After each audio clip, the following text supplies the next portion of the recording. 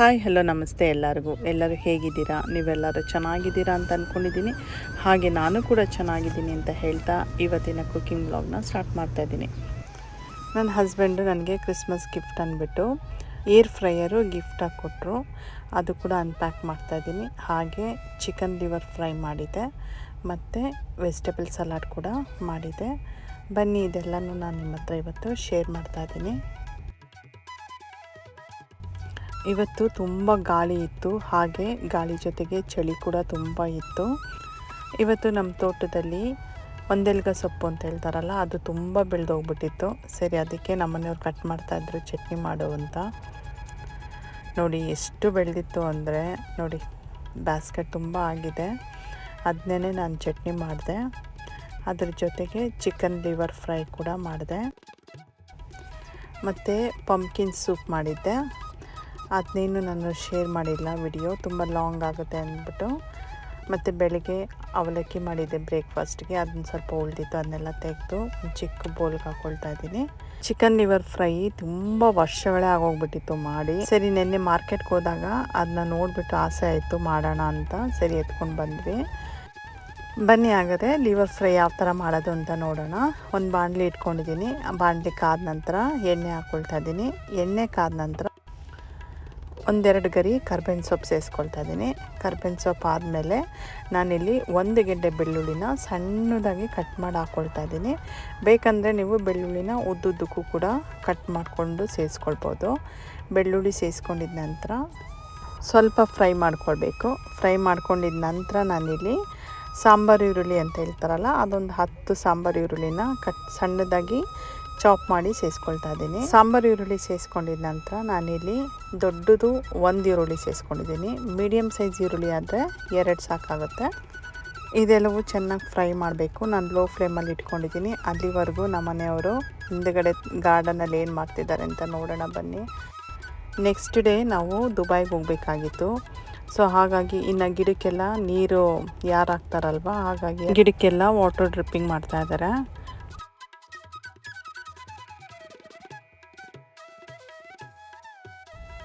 ಇವಾಗ ವೆದರ್ ಚೆನ್ನಾಗಿರೋದ್ರಿಂದ ಗಿಡಗಳು ಏನು ಹಾಕಿದ್ರೂ ತುಂಬ ಚೆನ್ನಾಗಿ ಬರುತ್ತೆ. ನೋಡಿ, ಇದು ಪಾರ್ಸ್ಲೆ ಮತ್ತು ಇದು ನುಗ್ಗೆ ಸೊಪ್ಪಿನ ಗಿಡ, ಹಾಗೆ ಕುಂಬಳ ಗಿಡನೂ ಹಾಕಿದ್ದೀವಿ, ಮತ್ತು ತುಳಸಿ ಗಿಡನೂ ಹಾಕಿದ್ದೀವಿ, ಮತ್ತು ಇನ್ನೊಂದು ಆಲೂಗೆಡ್ಡೆ, ಮತ್ತು ಇನ್ನೊಂದು ಟೊಮೊಟೊ ಗಿಡ, ಸುಮಾರು ಗಿಡಗಳು ಹಾಕಿದ್ದೀವಿ. ಹಾಕಿದ್ದೆಲ್ಲನೂ ಬಂದಿದೆ.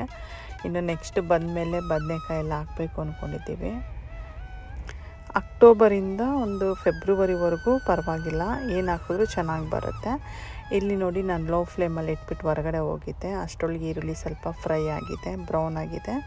ಇವಾಗ ನಾನು ಚಿಕನ್ ಲಿವರ್ನ ತೊಳೆದಿಟ್ಕೊಂಡಿದ್ದೆ, ಅದನ್ನ ಸೇರಿಸ್ಕೊಳ್ತೀನಿ. ಇದನ್ನ ಸ್ವಲ್ಪ ಎಲ್ಲ ಈರುಳ್ಳಿ ಜೊತೆ ಮಿಕ್ಸ್ ಮಾಡಿ ಒಂದು 5 ನಿಮಿಷ ಚೆನ್ನಾಗಿ ಬೇಯಿಸೋಕೆ ಬಿಡಬೇಕು.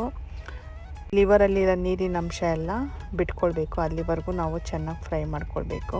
ನೀವು ಬೇಕಂದರೆ ಈರುಳ್ಳಿ ಜೊತೆಗೇ ಹಸಿಮೆಣಸಿನ್ಕಾಯಿ ಕೂಡ ಸೇರಿಸ್ಕೊಳ್ಬೋದು. ಇವಾಗ ಲಿಡ್ ಕವರ್ ಮಾಡಿ ಚಿಕನ್ ಲಿವರ್ನ ಬೇಯಿಸ್ಕೊಳ್ತಾ ಇದ್ದೀನಿ. ಒಂದು 5ರಿಂದ 10 ನಿಮಿಷ ಆದಮೇಲೆ ನಾನು ಲಿಡ್ ಓಪನ್ ಮಾಡ್ತಾಯಿದ್ದೀನಿ. ಒಂದು ಸಲ ಎಲ್ಲ ಮತ್ತೆ ಮಿಕ್ಸ್ ಮಾಡಿದ ನಂತರ ನಾನು ಇವಾಗ ರುಚಿಗೆ ತಕ್ಕಷ್ಟು ಉಪ್ಪು ಸೇರಿಸ್ಕೊಳ್ತಾ ಇದ್ದೀನಿ. ನಂತರ ಮೆಣಸಿನ್ಕಾಯಿ ಪುಡಿ, ನಿಮ್ಮ ಖಾರಕ್ಕೆ ಎಷ್ಟು ಬೇಕೋ ಅಷ್ಟು ಮೆಣಸಿನ್ಕಾಯಿ ಪುಡಿ ಸೇರಿಸ್ಕೊಳ್ಳಿ. ಇದಾದ ನಂತರ 1 ಸ್ಪೂನಷ್ಟು ಧನಿಯಾ ಪೌಡ್ರು, 1 ಸ್ಪೂನಷ್ಟು ಪೆಪ್ಪರ್ ಪೌಡ್ರು, ಸ್ವಲ್ಪ ಗರಂ ಮಸಾಲ ಪೌಡ್ರು ಸೇರಿಸ್ಕೊಂಡಿದ್ದೀನಿ. ಇದೆಲ್ಲ ಸೇರಿಸ್ಕೊಂಡಿದ್ದ ನಂತರ ಸ್ವಲ್ಪ ಅರಿಶಿನ ಪುಡಿನೂ ಕೂಡ ಸೇರಿಸ್ಕೊಳ್ತಾ ಇದ್ದೀನಿ. ಮತ್ತು ಇಲ್ಲಿ ನಾನು ಸೋಂಪನ್ನ ಪುಡಿ ಮಾಡಿ ಅದು ಕೂಡ ಸೇರಿಸ್ಕೊಳ್ತಾ ಇದ್ದೀನಿ, 1 ಸ್ಪೂನಷ್ಟು. ಇವೆಲ್ಲ ಸೇರಿಸ್ಕೊಂಡು ಚೆನ್ನಾಗಿ ಮಿಕ್ಸ್ ಮಾಡ್ಕೊಳ್ಬೇಕು. ಈ ಡ್ರೈ ಮಸಾಲ ಪೌಡ್ರುಗಳೆಲ್ಲ ಹಾಕ್ಕೊಂಡಿದ್ದ ನಂತರ ನಾನು ಸ್ವಲ್ಪ ನೀರನ್ನ ಸೇರಿಸ್ಕೊಳ್ತಾ ಇದ್ದೀನಿ. ನೀರನ್ನ ಸೇರಿಸಿ ಮತ್ತೊಂದು ಸಲ ಎಲ್ಲ ನೀಟಾಗಿ ಮಿಕ್ಸ್ ಮಾಡಿ ನಾನಿವಾಗ ಲಿಡ್ನ ಕವರ್ ಮಾಡಿ ಈ ಚಿಕನ್ ಲಿವರ್ನ ಬೇಯಿಸ್ಕೊಳ್ತಾ ಇದ್ದೀನಿ. ಒಂದು 5ರಿಂದ 8 ನಿಮಿಷ ಬೆಂದರೆ ಸಾಕು. ನೋಡಿ, ಇವಾಗ ಎಣ್ಣೆ ಎಲ್ಲ ಮೇಲ್ಗಡೆ ತೇಲಿ ಬರ್ತಾ ಇದೆ. ಇವಾಗ ಚೆನ್ನಾಗಿ ಚಿಕನ್ ಲಿವರ್ ಎಲ್ಲ ಬೆಂದಿದೆ. ಇನ್ನು ಚಿಕನ್ ಲಿವರು ನಿಮಗೆ ಡ್ರೈ ಆಗಿರಬೇಕು ಅಂದರೆ ಇನ್ನೊಂದು ಸ್ವಲ್ಪ ನೀವು ಬೇಯಿಸ್ಕೊಂಡ್ರೆ ಅದು ಡ್ರೈ ಆಗುತ್ತೆ. ನನಗೆ ಸ್ವಲ್ಪ ಗ್ರೇವಿಯಾಗಿರಬೇಕಾಗಿತ್ತು, ಅದಕ್ಕೆ ನಾನು ಸ್ವಲ್ಪ ಗ್ರೇವಿಯಾಗೇ ಮಾಡ್ಕೊಂಡಿದ್ದೀನಿ. ಇದಾದ ನಂತರ ಸ್ವಲ್ಪ ಕೊತ್ತಂಬರಿ ಸೊಪ್ಪು ಮತ್ತು ಕರ್ಬೇವಿನ ಸೊಪ್ಪು ಸೇರಿಸಿದ್ರೆ ಚಿಕನ್ ಲಿವರ್ ಗ್ರೇವಿ ರೆಡಿ ಆಗುತ್ತೆ.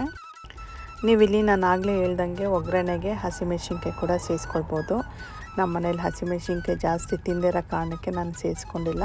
ಇದಾದ ನಂತರ ನಾನಿಲ್ಲಿ ಸಲಾಡ್ ಮಾಡ್ಕೊಳ್ತಾ ಇದ್ದೀನಿ. ಇಲ್ಲಿ ರಾಜ್ಮಾ ಮತ್ತು ಆಲಿವ್ಸು, 2 ಥರ ಆಲಿವ್ಸ್ ಇದೆ, ಒಂದು ಗ್ರೀನು ಒಂದು ಬ್ಲ್ಯಾಕ್ ಕಲರ್ದು. ಅದಾದ ನಂತರ ಸ್ವೀಟ್ ಕಾರ್ನ್ ಇದೆ ಮತ್ತು ಮ್ಯಾಕ್ರೋನಿ ಕೂಡ ಸೇರಿಸ್ಕೊಂಡಿದ್ದೀನಿ. ಇವೆಲ್ಲನೂ ಚೆನ್ನಾಗಿ ಬೇಯಿಸ್ಕೊಂಡಿರಬೇಕು. ಆಲಿವ್ಸು ಮಾತ್ರ ಹಂಗೆ ರಾನೇ ಹಾಕ್ಕೊಳ್ಬೇಕು. ಇದೆಲ್ಲ ಆದ ನಂತರ ನಾನು ಸ್ವಲ್ಪ ಸೌತೆಕಾಯಿನ ಕಟ್ ಮಾಡಿ ಸೇರಿಸ್ಕೊಳ್ತಾ ಇದ್ದೀನಿ. ನಂತರ ಕ್ಯಾಪ್ಸಿಕಮ್ಮು ಮತ್ತು red capsicum, yellow colour capsicum ಸೇರಿಸ್ಕೊಂಡಿದ್ದೀನಿ. ನೀವು ಬೇಕಂದರೆ ಗ್ರೀನ್ ಕಲರ್ ಕೂಡ ಸೇರಿಸ್ಕೊಳ್ಬೋದು. ಮತ್ತು ಒಂದೇ ಒಂದು ಕ್ಯಾರೆಟ್ನ ಕಟ್ ಮಾಡಿ ಸೇರಿಸ್ಕೊಂಡಿದ್ದೀನಿ. ಅದಾದ ನಂತರ ಲೆಟ್ಯೂಸ್ ಲೀವ್ಸ್ನ ಸೇರಿಸ್ಕೊಂಡಿದ್ದೀನಿ. ಇದಾದ ನಂತರ ಸ್ವಲ್ಪ ಕೊತ್ತಂಬರಿ ಸೊಪ್ಪನ್ನ ಸೇರಿಸ್ಕೊಳ್ತಾ ಇದ್ದೀನಿ. ನೆಕ್ಸ್ಟು ಸ್ವಲ್ಪ ದಾಳಂಬ್ರಿ ಹಣ್ಣು ಕೂಡ ಸೇರಿಸ್ಕೊಳ್ತಾ ಇದ್ದೀನಿ. ನಂತರ ರುಚಿಗೆ ತಕ್ಕಷ್ಟು ಉಪ್ಪು ಸೇರಿಸ್ಕೊಳ್ತಾ ಇದ್ದೀನಿ ಮತ್ತು ಸ್ವಲ್ಪ ಪೆಪ್ಪರ್ ಪೌಡ್ರ್ ಸೇರಿಸ್ಕೊಳ್ತಾ ಇದ್ದೀನಿ. ನೀವು ಬೇಕಂದರೆ ಚಿಲ್ಲಿ ಫ್ಲೇಕ್ ಕೂಡ ಸೇರಿಸ್ಕೊಳ್ಬೋದು, ಖಾರ ಹೆಚ್ಚಿಗೆ ತಿನ್ನೋರು. ಅದಾದ ನಂತರ ನಾನು ಸ್ವಲ್ಪ ಆಲಿವ್ ಆಯಿಲ್ನ ಸೇರಿಸ್ಕೊಳ್ತಾ ಇದ್ದೀನಿ. ಇದೆಲ್ಲ ಸೇರಿಸ್ಕೊಂಡಿದ ನಂತರ ಎಲ್ಲ ನೀಟಾಗಿ ಮಿಕ್ಸ್ ಮಾಡ್ಕೊಳ್ಬೇಕು. ಮಿಕ್ಸ್ ಮಾಡಿಕೊಂಡ್ರೆ ಒಳ್ಳೆ ಹೆಲ್ದಿಯಾಗಿರೋ ರುಚಿಯಾಗಿರೋ ಸಲಾಡು ರೆಡಿ ಆಗುತ್ತೆ.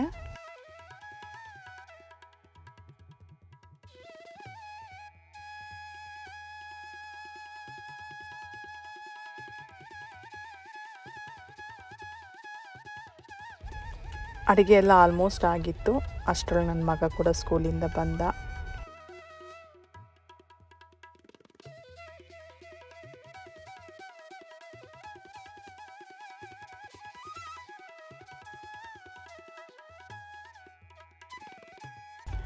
ಇದು ಸಾಯಂಕಾಲ ನಮ್ಮನೆಯವರು ಕ್ರಿಸ್ಮಸ್ ಗಿಫ್ಟ್ ಅಂದ್ಬಿಟ್ಟು ಏರ್ ಫ್ರೈಯರ್ ತೊಗೊಂಬಂದರು. ಈ ಏರ್ ಫ್ರೈಯರ್ ನಮಗೆ ಬೇಕಾಗಿತ್ತು. ಯಾಕಂದರೆ ಏನಾದ್ರು ಫ್ರೈಡ್ ಐಟಮ್ ತಿನ್ನಬೇಕಂದ್ರೆ ಯೋಚನೆ ಮಾಡ್ತಾಯಿದ್ವಿ, ಅಯ್ಯೋ ಆಯಿಲ್ ಅಂದ್ಕೊಂಡು. ಇವಾಗ ಇತ್ತಂದಿರೋದ್ರಿಂದ ಸ್ವಲ್ಪ ಈಸಿಯಾಗಿ ಹೆದರಿಕೆ ಇಲ್ಲದೆ ತಿನ್ಬೋದು ಅಂತ ಅಂದ್ಕೊತೀನಿ. ನೆಕ್ಸ್ಟ್ ಟೈಮ್ ಇದರಿಂದ ಅಡುಗೆ ಮಾಡುವಾಗ ಖಂಡಿತ ನಾನು ಇದು ರೆಸಿಪಿ ಕೂಡ ನಾನು ನಿಮಗೆ ತೋರಿಸ್ತೀನಿ. ಎಣ್ಣೆ ಇಲ್ಲದೆ ಯಾವ ಥರ ನಾವು ಇದರಿಂದ ಅಡುಗೆ ಮಾಡ್ಕೊಳ್ಬೋದು ಫ್ರೈಡ್ ಐಟಮ್ ಎಲ್ಲನೂ ಅಂತ. ನಾನು ಏರ್ ಫ್ರೈಯರ್ ಅಂದರೆ ತುಂಬ ಚಿಕ್ಕದು ಅಂತ ಅಂದ್ಕೊಂಡಿದ್ದೆ, ಆದರೆ ಇದು ದೊಡ್ಡದು. ನೋಡಿದ್ರಲ್ಲ ಇವತ್ತಿನ ವ್ಲಾಗ್ ಹೇಗಿತ್ತು ಅಂತ. ಈ ನನ್ನ ವ್ಲಾಗ್ ಇಷ್ಟ ಆಗಿದ್ದರೆ ಪ್ಲೀಸ್ ನನ್ನ ಚಾನಲ್ನ ಸಬ್ಸ್ಕ್ರೈಬ್ ಮಾಡಿ, ಹಾಗೆ ಬೆಲ್ ಬಟನ್ನ ಒತ್ತಿ ಮತ್ತು ನನ್ನ ವಿಡಿಯೋಗೊಂದು ಲೈಕ್ ಕೊಡೋದನ್ನ ಮರಿಬೇಡಿ. ನಿಮಗೆ ನಾನು ಇನ್ನೊಂದು ತೋರಿಸಲೇಬೇಕು.